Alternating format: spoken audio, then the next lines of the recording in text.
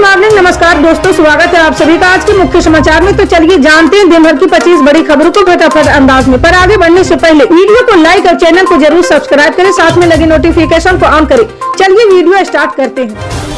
आपको बता दें कि केंद्र की मोदी सरकार के साथ किसानों की चौथे दौर की बैठक भी बेनतीजा साबित हुई। जी हां, किसानों ने एमएसपी पर सरकार के द्वारा दिए प्रस्ताव को ठुकरा दिया है। अब किसान आंदोलन को आगे बढ़ाने की तैयारी में जुट गए। जी हां, किसान एक बार फिर आज 21 फरवरी को पंजाब हरियाणा के शंभू बॉर्डर से दिल्ली कूच की कोशिश करेंगे, जिसका किसानों ने ऐलान भी कर दिया है। सवाल यह है कि किसानों की आगे की क्या रणनीति होगी। सरकार का प्रस्ताव ठुकराने के बाद किसानों ने क्या कहा है। जी हां, भारतीय किसान यूनियन के नेता जगजीत सिंह डल्लेवाल ने कहा कि हमने अपने साथियों के साथ केंद्र सरकार के प्रस्ताव पर विस्तार से चर्चा की है। चर्चा के बाद हम इस नतीजे पर पहुंचे कि ये प्रस्ताव किसानों के हक में नहीं है। उन्होंने कहा कि हम सभी 23 फसलों पर एमएसपी के लिए कानूनी गारंटी की अपनी मांग पर कायम हैं। आपको बता दें कि चंडीगढ़ मेयर चुनाव में सुप्रीम कोर्ट ने बड़ा फैसला दिया है। सर्वोच्च अदालत ने पिछले चुनाव में वोटों की गिनती दोबारा करने का आदेश दिया। साथ ही वोटिंग के बाद क्रॉस मार्क किए गए बैलेट पेपर को गिनती में शामिल करने का आदेश भी दिया है। जी हां, बता दें कि सोमवार को रिटर्निंग ऑफिसर अनिल मसीह ने अदालत में कबूल किया था कि उन्होंने बैलेट पेपर पर क्रॉस मार्क लगाया था। उन्होंने सफाई दी थी कि आम आदमी पार्टी के मेयर प्रत्याशी बैलेट पेपर फाड़ने की कोशिश की, इस कारण उन्होंने पेपर पर निशान लगा दिया। सुप्रीम कोर्ट के फैसले के बाद चंडीगढ़ में आम आदमी पार्टी के मेयर बनने का रास्ता साफ हो गया। जी हां, सुप्रीम कोर्ट ने अनिल मसीह द्वारा अवैध किए गए 8 मतों को वैध मानने का फैसला किया है। जी हां, 30 जनवरी को चंडीगढ़ नगर निगम के मेयर पद के लिए चुनाव में बीजेपी की मनोज सोनकर ने जीत हासिल की थी। आपको बता दें कि राजस्थान से राज्यसभा चुनाव में सोनिया गांधी समेत तीनों प्रत्याशी निर्विरोध निर्वाचित घोषित किए गए हैं। इन 3 सदस्यों में कांग्रेस की सोनिया गांधी और बीजेपी की मदन राठौर तथा चुन्नीलाल गरासिया निर्वाचित घोषित किए गए हैं। सोनिया गांधी के निर्वाचन का प्रमाण पत्र लेने के लिए पीसीसी चीफ गोविंद सिंह डोटासरा विधानसभा पहुंचे थे। वहीं बीजेपी के मदन राठौर और चुन्नीलाल गरासिया अपना निर्वाचन प्रमाण पत्र लेने खुद वहां पहुंचे हैं। जी हां, रिटर्निंग ऑफिसर महावीर प्रसाद परमार ने उनको प्रमाण पत्र सौंपे हैं। जी हां, राजस्थान के कोटे की 10 सीटों में से 3 सीटों के लिए चुनाव हुए हैं। इन 3 सीटों में से बीजेपी ने 2 ही सीट के लिए अपने प्रत्याशी मदन राठौर और चुन्नीलाल गरासिया को चुनाव मैदान में उतारा था। वहीं 1 सीट के लिए कांग्रेस ने अपनी पार्टी की पूर्व अध्यक्ष सोनिया गांधी को चुनाव मैदान में खड़ा किया था। आपको बता दें कि पश्चिम बंगाल में संदेश खाली में अत्याचार के मुद्दे पर सीएम ममता बनर्जी चौतरफा घेर चुकी है। एक ओर बीजेपी ने आंदोलन छेड़ रखा है, तो दूसरी ओर हाई कोर्ट ने आरोपी शाहजहां शेख की गिरफ्तारी के लिए आदेश जारी किया है। तीसरा, केंद्र सरकार ने एनआईए को इस केस में शामिल कर दिया। चौथा, राज्यपाल खुद बंगाल में हो रहे महिलाओं के जुल्म के खिलाफ मुहिम छेड़ दी। जी हां, पश्चिम बंगाल के राज्यपाल सीवी आनंद बोस ने अपने पूर्ववर्ती जगदीप धनखड़ से अलग सामाजिक मुद्दे पर ममता बनर्जी की सरकार को घेरा है। जब जगदीप धनखड़ बंगाल के राज्यपाल थे, तब वो ट्वीट से भी ममता सरकार पर हमले करते थे। इसके अलावा सरकार की हर गतिविधियों पर प्रेस में खुली राय रखते थे। जी हां, सार्वजनिक मंचों से उन्होंने पश्चिम बंगाल सरकार के कामकाज पर संवैधानिक सवाल उठाए हैं। इससे उलट राज्यपाल सीवी आनंद बोस ने राजभवन के दरवाजे संदेश खाली की महिलाओं के लिए खोलकर डिप्लोमेटिक तरीके से महिला सुरक्षा के मुद्दों को चर्चा में खड़ा कर दिया। उन्होंने लोगों से संदेश खाली में शांति मार्च की अपील की है। आपको बता दें कि महाराष्ट्र विधानसभा के विशेष सत्र में मराठा आरक्षण बिल पास हो गया है। इसके तहत राज्य के मराठा समुदाय को शिक्षा और सरकारी नौकरियों में 10% का आरक्षण दिया गया है।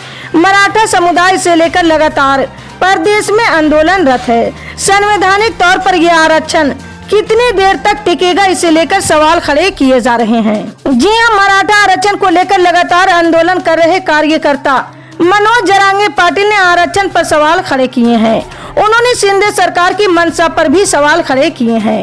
उन्होंने कहा कि मौजूदा सरकार ये बिल लेकर इसलिए आई ताकि वो मराठा समुदाय का वोट हासिल कर सके, लेकिन ऐसा नहीं होने वाला है। आपको बता दें कि बिहार में सरकार के बदलाव के बाद से ही पूर्व उप मुख्यमंत्री तेजस्वी यादव राजकीय राजनीतिक पर पूरी तरह से छाए हुए हैं। विधानसभा में दिए अपने भाषण से तेजस्वी जहां एक सुलझे हुए और परिपक्व नेता के रूप में उभरे हैं, वहीं जन विश्वास यात्रा के जरिए लोगों का विश्वास जीतने भी निकल पड़े हैं। जी हां, तेजस्वी की इस यात्रा की शुरुआत कल से हो चुकी है। तेजस्वी ने यात्रा की शुरुआत मुजफ्फरपुर के सकरी नहर चौक स्थित खेल मैदान से की है, जहां उन्होंने आम जनता और आरजेडी के कार्यकर्ताओं को संबोधित किया है। जी हां, मुजफ्फरपुर में अपने यात्रा के पहले पड़ाव में तेजस्वी यादव ने मुख्यमंत्री नीतीश कुमार पर जमकर निशाना साधा है। तेजस्वी यादव ने कहा कि कुछ लोग कहते कि आरजेडी माई की पार्टी, लेकिन आरजेडी तो बाप की पार्टी है। आरजेडी माई के साथ साथ बाप की पार्टी है। जी हां, मुजफ्फरपुर में तेजस्वी यादव के समर्थकों ने क्रेन के ऊपर चढ़कर उनके ऊपर फूल बरसाए हैं।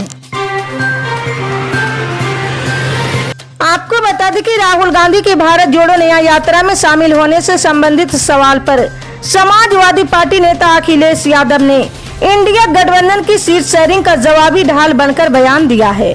जी हां, अखिलेश के बयान के बाद कांग्रेस पार्टी में हड़बड़ी दिखाई दी है और तुरंत पार्टी के कद्दावर नेता जयराम रमेश का बयान आ गया कि बातचीत जारी है और अच्छे माहौल में जारी है। जी हां, कांग्रेस के महासचिव केशव वेणुगोपाल का भी बयान आ गया है। केशव वेणुगोपाल का कहना है कि समाजवादी पार्टी से सीट शेयरिंग की बातचीत फाइनल स्टेज में है और किसी भी वक्त इसकी घोषणा हो सकती है। आपको बता दें कि इंडियन प्रीमियर लीग 2024 के शेड्यूल को लेकर चेयरमैन अरुण धूमल ने एक बड़ा अपडेट दिया है। टूर्नामेंट की शुरुआत 22 मार्च से होगी और पूरा एडिशन इसका भारत में ही खेला जाएगा।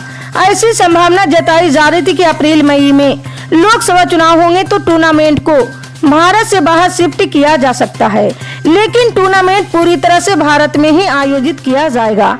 ये जानकारी लीग के चेयरमैन अरुण धूमल ने दी है। जी हां, चुनाव अप्रैल मई में होने की उम्मीद है। यही वजह है कि आईपीएल के 17वें सीजन का पूरा शेड्यूल अभी तक जारी नहीं किया गया।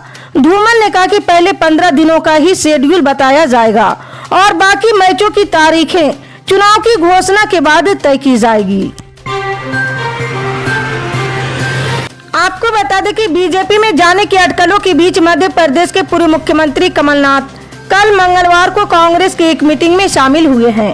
राहुल गांधी की भारत जोड़ो न्याय यात्रा को लेकर भोपाल स्थित कार्यालय में रखी गई इस मीटिंग में कमलनाथ वीडियो कॉन्फ्रेंसिंग के माध्यम से जुड़े हैं। जी हां, मीटिंग में यात्रा की तैयारियों के लिए बनाई गई समितियों से चर्चा की गई है। जी हां, मध्य प्रदेश कांग्रेस के प्रदेश प्रभारी भंवर जितेंद्र सिंह के अलावा भारत जोड़ो न्याय यात्रा की तैयारियों के लिए रखी गई मीटिंग में प्रदेश कांग्रेस अध्यक्ष जीतू पटवारी, राज्यसभा सांसद दिग्विजय सिंह समेत तमाम बड़े नेता शामिल हुए हैं। आपको बता दें कि मोदी सरकार ने देश के करोड़ों टैक्स पेयर का ध्यान रखते हुए उन्हें बड़ी राहत दी है। इसके तहत हर टैक्स पेयर का 1 लाख रुपए तक का पेंडिंग टैक्स डिमांड को माफ कर दिया जाएगा। इनकम टैक्स डिपार्टमेंट ने स्मॉल टैक्स डिमांड को वापस लेने के लिए प्रति टैक्स पेयर 1 लाख रुपए की सीमा निर्धारित की है। ये निर्णय अंतरिम बजट में डायरेक्ट टैक्स डिमांड को वापस लेने के संबंध में की गई घोषणा के बाद लिया गया है। आपको बता दें कि जामताड़ा के 8वीं और 10वीं क्लास के 2 छात्रों ने लोगों को झांसा देकर कम से कम 50 लाख रुपए की ठगी की है। जी हां, धनबाद जिले की साइबर पुलिस ने दोनों को टुंडी प्रखंड से गिरफ्तार किया है। दोनों एक साथ मिलकर मोबाइल कॉल और अन्य ऑनलाइन हथकंडों के जरिए 3-4 साल से ठगी की वारदात अंजाम दे रहे थे। उनके पास से पुलिस ने 6 मोबाइल फोन बरामद किए हैं। जी हां, वहीं दोनों ने बताया कि वे बिजली मीटर अपग्रेड करने और पीएम रिफिल फंड के नाम पर कई लोगों के अकाउंट से पैसे उड़ाए हैं।